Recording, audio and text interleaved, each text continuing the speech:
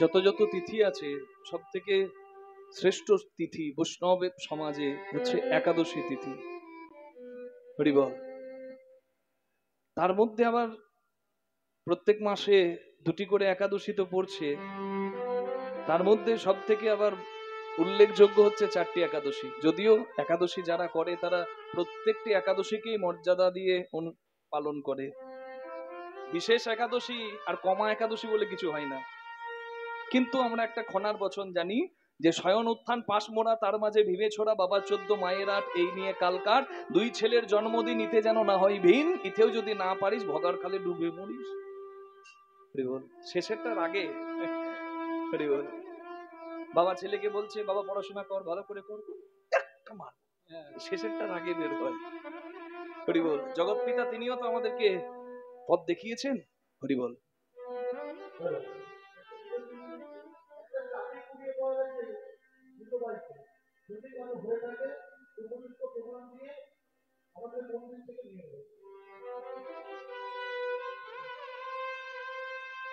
কোন হিরোর চাবি হারিয়েছে, সেই হিরো যেন তাড়াতাড়ি হরিবল এই হরিবাসরে আসে।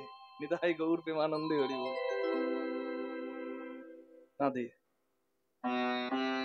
তাহলে শয়ন একাদশী, উত্থান একাদশী, পার্শ্ব একাদশী, ভৈমী একাদশী, এই 4টি হচ্ছে মূল্যবান একাদশী খনার বচন অনুযায়ী। যদিও একাদশী যারা পালন করে তাদের কাছে প্রত্যেকটাই সমান মর্যাদা।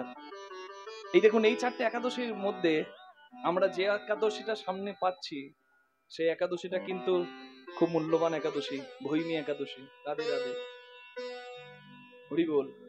আর একটা পাণ্ডব নির্জলা বা ভীমসেনী একাদশী, সেটা কিন্তু আলাদা, মে মাসে, সেটার সঙ্গে গুলিয়ে ফেলবেন না। এটা ভৈমী একাদশী বা হরিবল জয়া একাদশী। রাধে রাধে।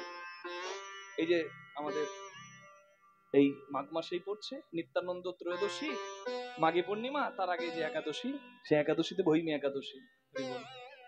পদ্মপুরাণের পরিষ্কার বর্ণনা করা আছে যে ইন্দ্রের রাজসভায় মাল্যবান আর পুষ্পপতি, মাল্যবান গায়ক আর পুষ্পপতি হচ্ছে হরিবল অপ্সরা।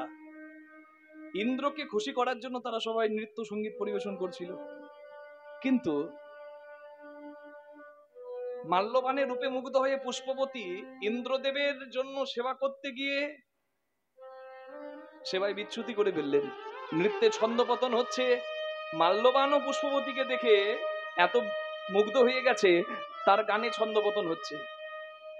ইন্দ্রদেব ব্যাপারটা বুঝতে পেরে পরক্ষণেই সবকিছু থামিয়ে দিয়ে বললেন যে আজকে এখানে সেবা করার জন্য সবাই উপস্থিত হয়েছে বটে, তবে আমার সেবা না করে নিজেদের ইন্দ্রিয় তৃপ্তি করছে এখানে দুইজন, একজন ওই গন্ধর্ব যারা গীতে শ্রেষ্ঠ তার মধ্যে মাল্যবান, আর একজন ওই অপ্সরা পুষ্পবতী।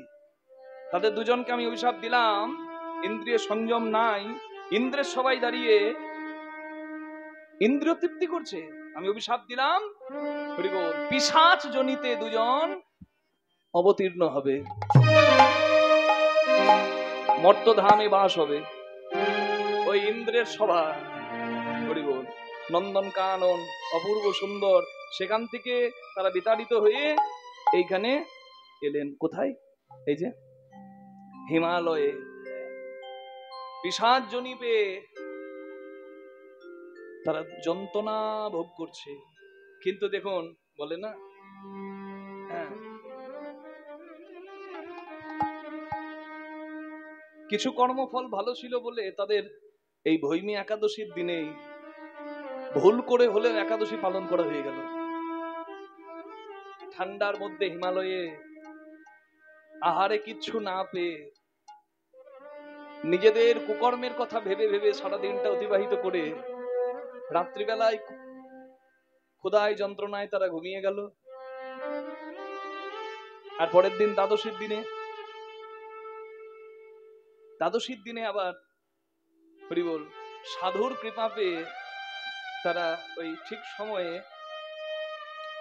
একটু আহার করে ওই একাদশী ব্রত সাঙ্গ করে ওই অবস্থাতেই ইন্দ্রলোকে সদ্গমন করলো। ইন্দ্রদেব চমকে গেল যে যাদেরকে অভিশাপ দিলাম পিশাচজনিতে জন্ম নিয়ে মর্তধামে যাবে, তারা আবার এত তাড়াতাড়ি কি করে ফিরে এলো স্বর্গরাজ্যে। ইন্দ্রদেব জিজ্ঞাসা করলেন, কি ব্যাপার, কোন পুণ্য ফলে আপনারা আবার ফিরে এলেন? বলে, সব বাসুদেব শ্রীকৃষ্ণের কৃপা, ভগবান শ্রী হরির কৃপা। একাদশীর দিনে আমরা ভুল করেও নির্জলা একাদশী করে ফেলেছি, আর তার পুণ্য ফলে আমাদের এই অভিশাপ জীবন থেকে আমরা মুক্তি পেয়ে পুনরায় স্বর্গরাজ্য পেয়েছি। নিতাই গৌর প্রেমানন্দে হরিবল। সকলকে এই একাদশী পালন করার আদেশ দিলেন। নিতাই গৌর প্রেমানন্দে হরি হরিবল। বিশেষ করে যারা গৃহী মানুষ আছেন, আপনারাও করতে পারেন দান ধ্যান, এই একাদশীর বড় উল্লেখযোগ্য কর্ম।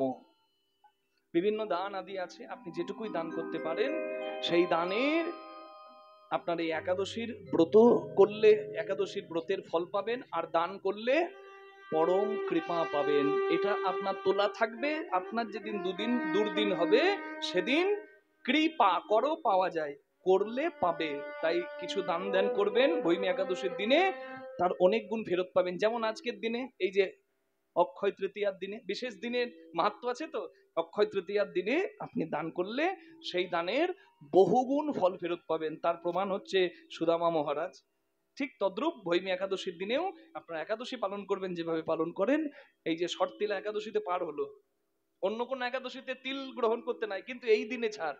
শর্তিলা একাদশীতে ছভাবে তিল ব্যবহার করতে পারেন, তেল মাখতেও পারেন, তিলের তেল খেতেও পারেন, ভগবানকে দিতেও পারেন, তিল দান করতেও পারেন, তিল দিয়ে তর্পণ করতে পারেন।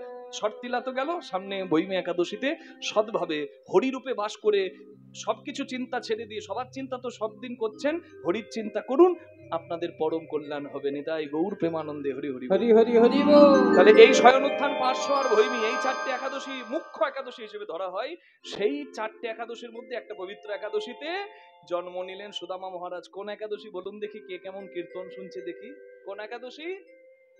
শুভ কার্তিক মাস উত্থান একাদশী।